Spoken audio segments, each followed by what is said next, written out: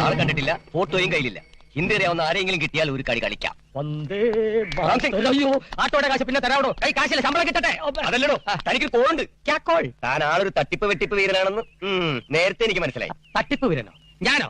അപ്പൊ എന്നെ പറ്റി എല്ലാം മനസ്സിലായല്ലോ. പൊയ്ക്കോ, തന്റെ കോള് വേണ്ട.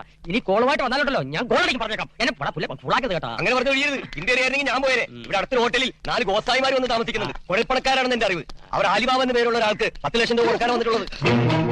10 ലക്ഷം? ആ, 10 ലക്ഷം. അവർ ആലിബാബയെ കണ്ടിട്ടേ ഇല്ല, ഒരു ഫോട്ടോ പോലും കയ്യിലില്ല. ഇപ്പൊ ആളെ തിരക്കി ഈ പ്രദേശത്ത് കറങ്ങിയെടുക്കുക. താൻ മനസ്സ് വെച്ചാൽ 10 ലക്ഷം ഒറ്റയടിക്ക് തട്ടിയെടുക്കാം.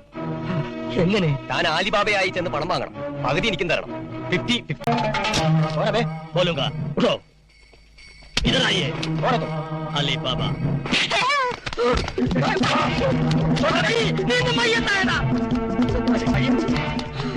കിട്ടിയോ? എന്ത് ബാധ്യത?